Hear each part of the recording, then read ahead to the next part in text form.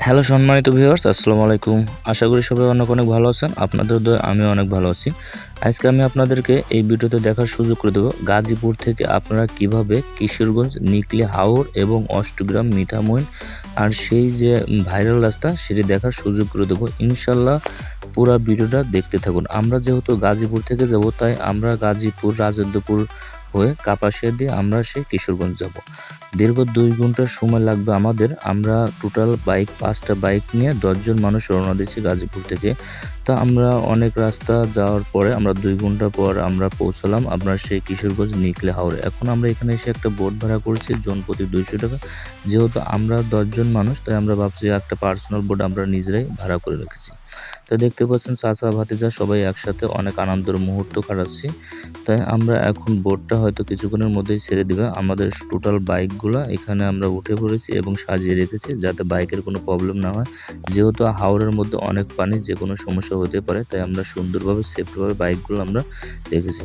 তো আমাদের ট্রলার যেহেতু ছেড়ে দিয়েছে, আমরা হাওরের মাঝখান দিয়ে যাচ্ছি। চারিদিকে শুধু পানি আর পানি। তো আমাদের কাছে একটা অনেক সুন্দর একটা ফিল হচ্ছে, কারণ হাওরের মধ্যে দিয়ে সুন্দর পরিবেশের মধ্যে যাচ্ছে, হালকা পাতলা বাতাস লাগতেছে। তো সবাই দেখছেন চেয়ারে বসে আছে, হাওরের যে চারিদিকে থই থই পানি, মোটামুটি একটা সুন্দর পরিবেশ দিয়ে ভালোই লাগতেছিল।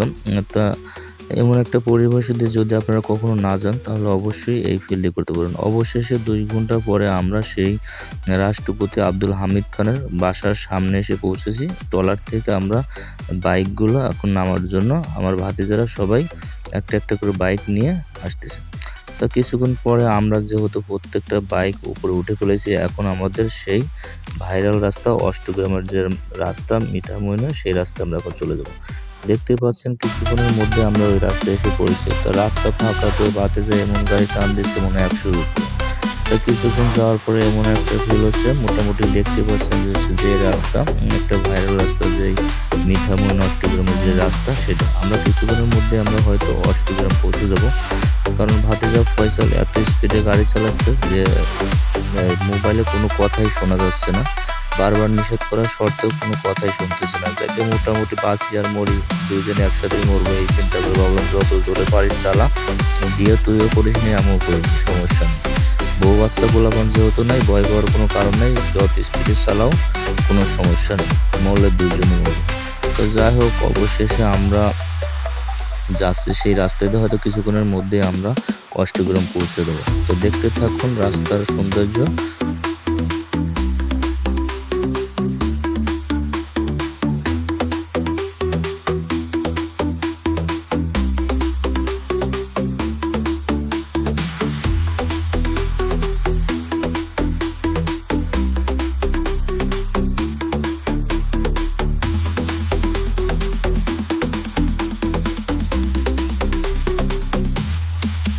রাস্তা যেহেতু অনেক, তাই আমরা অনেক স্পিডে আসার পর অনেক তাড়াতাড়ি চলে আসছি সেই অষ্টগ্রামের যে পয়েন্টটা আছে। এখানে একটা শিপ বানানো আছে। এখানে দেখতে পাচ্ছেন ভাতিজা হেমায়েত, সে বাইক নিয়ে বারবার এদিক সেদিক ঘোরাফেরা করতেছে। তা মোটামুটি আমরা একটা পর্যায়ে অনেক ভালো আছে, এখান থেকে সেলফি তুললাম। আমরা এখন এসে পড়েছি একটি অষ্টগ্রামে। এখানে আসলে না আসলে বোঝা যাবে না যে বাংলাদেশের একজন মানে রাষ্ট্রপতি আব্দুল হামিদ তার কতটা কষ্ট এবং কত বড় একটা অর্জন, যে এই বিলের মাঝখান দিয়ে সে এত সুন্দর রাস্তা করছে।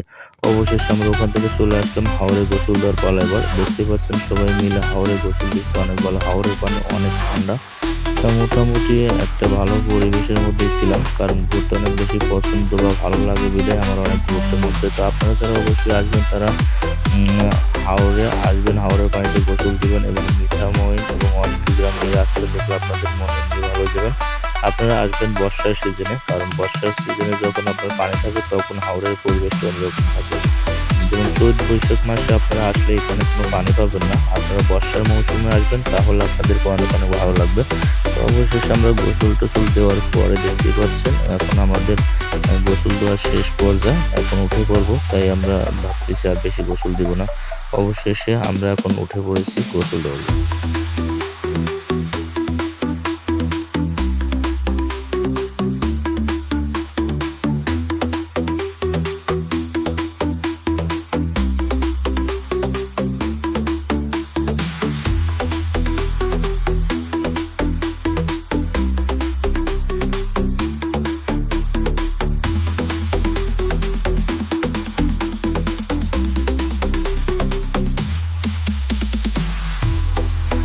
হ্যালো ভিউয়ার্স, আপনাদেরকে অনেক অনেক ধন্যবাদ এত সময় ভিডিওটি দেখার জন্য। এখন যে জায়গাটি আপনারা দেখতে পাচ্ছেন এটি হচ্ছে রাষ্ট্রপতি আব্দুল হামিদ খানের বাসার সামনে যে বিমানটি বানানো হয়েছে, এটি এখানে যারা আসছেন তারা অবশ্যই এই দৃশ্যটি দেখতে পারবেন।